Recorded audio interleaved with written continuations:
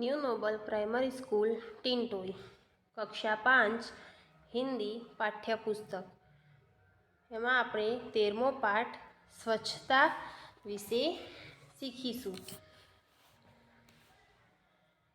तो જોઈએ स्वच्छता और स्वास्थ्य का घनिष्ठ संबंध है। स्वच्छता के अभाव में गंदगी फैलती है। गंदगी रोगों की जड़ है। यदि हम स्वच्छता संबंधी सतर्कता रखें और उचित स्थान पर ही कूड़ा डालें तो स्वच्छ जगत सुंदर जगत का निर्माण कर सकते हैं, साथ ही स्वस्थ भी रह सकते हैं।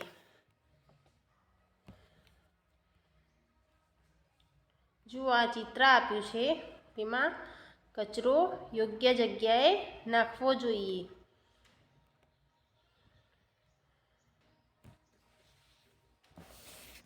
पाठ देखेंगे।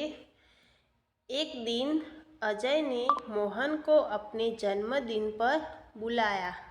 मोहन ने उसे उपहार में देने के लिए कहानियों की एक पुस्तक खरीदी। उसे रंगीन कागज में लपेटा और अजय के घर चल पड़ा। जैसे ही मोहन अजय की गली में पहुंचा, उसके ऊपर केले का एक छिलका आ गिरा। तो एक दिवस अजय ने मोहन ने एना जन्मदिवस पर बोलाव्यो। मोहन ने गिफ्ट में एटले के उपहार में आपवा माटे एक कहानीओनी पुस्तक खरीदी। एणे रंगीन कागज में लपेट्यू अने एना घरे जवा निकली पड्यो। जतो हतो मोहन त्या जतो हतो त्या गली में एने उपरथी एक केळानुं फोतरू एटले के छिलकू नीचे पड़ेलू जोयुं। एना उपर आवीने पड्युं।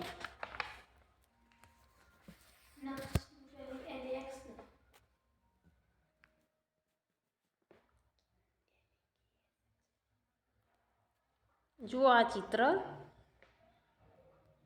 आगळ जोईए। छी छी, कितनी बुरी आदत है सड़क पर छिलका फेंकना, मोहन ने मन में सोचा। उसने छिलका उठाया और इधर उधर देखा। कुछ दूरी पर उसे एक कूड़ादान दिखाई दिया। उसने छिलका उसमें डाल दिया।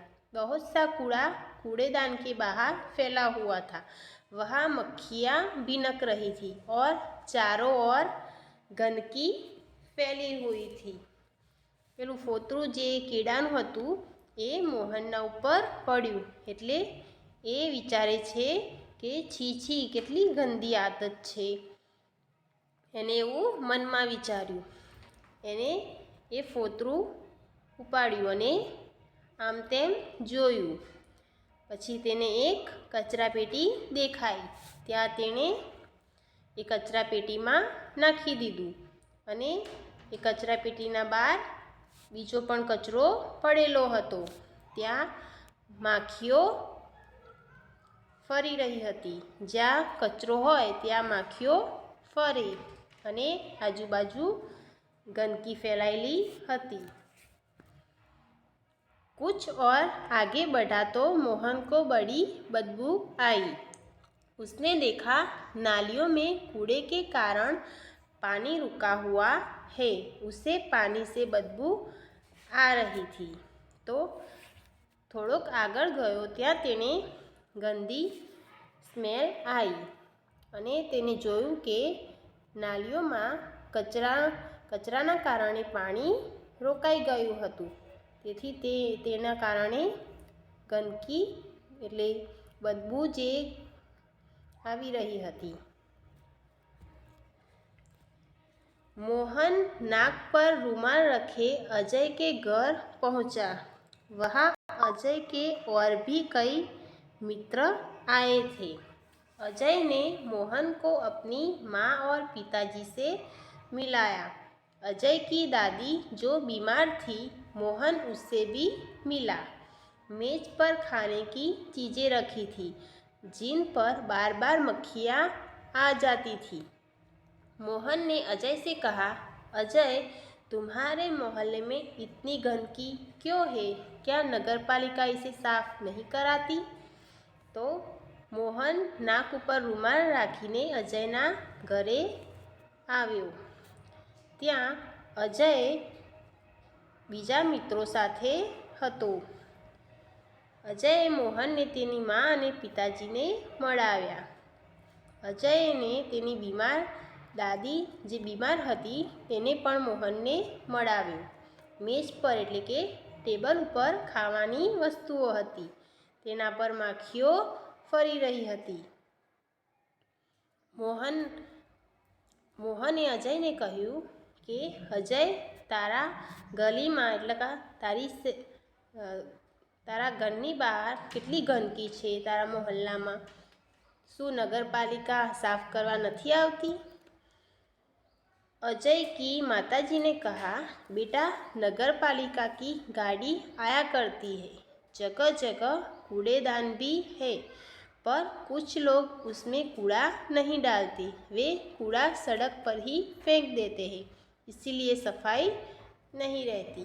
तो अजयनी माता એટલે કે તેની મમ્મી કહે છે કે બેટા, નગરપાલિકાની ગાડી તો આવે છે, દરેક જગ્યાએ કચરાપેટી પણ છે, પણ કોઈ કચરો કચરાપેટીમાં નથી નાખતું, એટલે રસ્તા પર જ ફેંકી દે છે. તેના કારણે અહીંયા સફાઈ નથી રહેતી. दूसरे दिन पाठशाला में मोहन ने अपने अध्यापक को यह बात बताई. अध्यापक ने कहा, तुम ठीक कहते हो मोहन, गंदगी बहुत से रोगों की जड़ है. नगर पालिका का काम नगर को स्वच्छ रखना तो है, पर हमें भी नगर पालिका की सहायता करनी चाहिए. चलो एक दिन हम सब अजय के मोहल्ले में चले और स्वयं सफाई का काम प्रारंभ करें. બીજા દિવસે સ્કૂલમાં મોહને તેના શિક્ષકને આ વાત કીધી. ત્યારે શિક્ષકે કહ્યું કે તું સાચું કહે છે મોહન, કે ગંદકીના કારણે રોગો થાય છે. નગરપાલિકાનું કામ નગરને એટલે કે શહેરને સ્વચ્છ રાખવાનું છે, પણ આપણે પણ નગરપાલિકાની સહાયતા કરવી જોઈએ. તો કહે છે, ચાલો એક દિવસ આપણે બધા અજયના મોહલ્લામાં જઈને જાતે સફાઈની શરૂઆત કરીએ. જુઓ આ ચિત્ર, બધા અજયના મોહલ્લામાં સફાઈ કરી રહ્યા છે.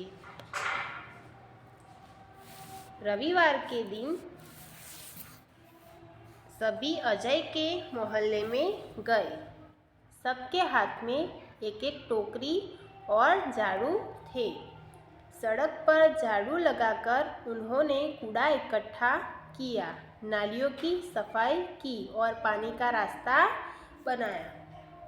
तो રવિવારના દિવસે બધા અજયના મોહલ્લામાં એટલે કે તેની ગલીમાં ગયા. બધાના હાથમાં એક એક ટોકરી અને ઝાડુ હતા. રસ્તા પર ઝાડુ એટલે કે સાવરણીથી કચરો ભેગો કર્યો. નાલીઓ કી એટલે કે જે નેક કે આપણે જે કહીએ છીએ તેની સફાઈ કરી અને પાણીનો રસ્તો બનાવ્યો. उसमें मक्खी मच्छर मारने वाली दवा डाली. कूड़ेदान पर ढक्कन रखा. मोहल्ले में रहने वाले सभी लोग बाहर निकल आए और उन्हें देखने लगे. बच्चों में बहुत उत्साह था. देखते ही देखते पूरा मोहल्ला स्वच्छ हो गया. अध्यापक ने लोगों को समझाया कि वे घर का कूड़ा कूड़ेदान में ही डालें. वे घर के आसपास सफाई रखें, क्योंकि गंदगी से रोग फैलते हैं. जो जे નાલિયાની સફાઈ કરી તેમાં માખી અને મચ્છર મારવાની દવા પણ નાખી. કચરા પેટી પર ઢાંકણ મૂક્યું. મોહલ્લામાં રહેવાવાળા બધા બહાર આવ્યા અને જોવા લાગ્યા કે બચ્ચોને એટલે કે છોકરાઓને બહુ ઉત્સાહ હતો. જોતાં જોતાં એમની પૂરી ગલી સ્વચ્છ થઈ ગઈ. શિક્ષકે લોકોને સમજાવ્યા કે ઘરનો કચરો કચરાપેટીમાં નાખે અને ઘરની આસપાસ સાફ રાખે, જેનાથી गंदगी જે रोग फैलाए ते ना फैलाए.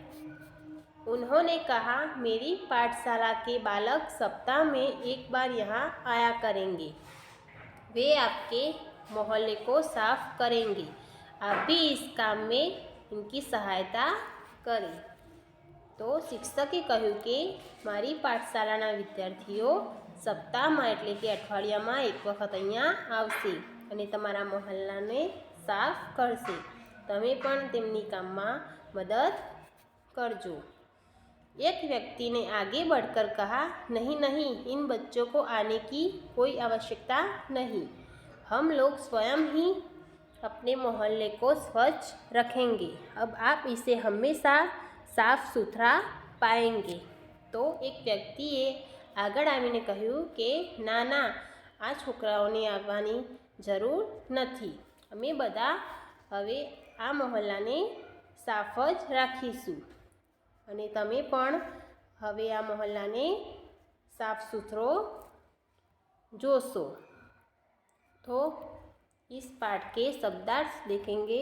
स्वच्छता यानी सफाई, निनम्रता, छिलका यानी फल आदि का आवरण, बदबू यानी दुर्गंध, बुरी गंध, उत्साह यानी उमंग, जोश, प्रथम यानी पहला, कूड़ादान तो कचरा डालने का पात्र, दोष तो अवगुण अपराध, उपहार तो भेंट नजराने की वस्तु, सप्ताह तो 7 दिनों का समूह, मोहल्ला तो गली शेरी. तो आपको इस पाठ में या चैप्टर में समझ आया या नहीं? इसके शब्दार्थ और अभ्यास स्वाध्याय आपको अपनी नोटबुक में लिखने हैं. આપણે પણ આપણા ઘરે કે સ્કૂલમાં કે બહાર જ્યાં પણ જઈએ ત્યાં કચરો કચરાપેટીમાં નાખવો, જેનાથી ગંદકી ના ફેલાય અને રોગ ના થાય. Thank you.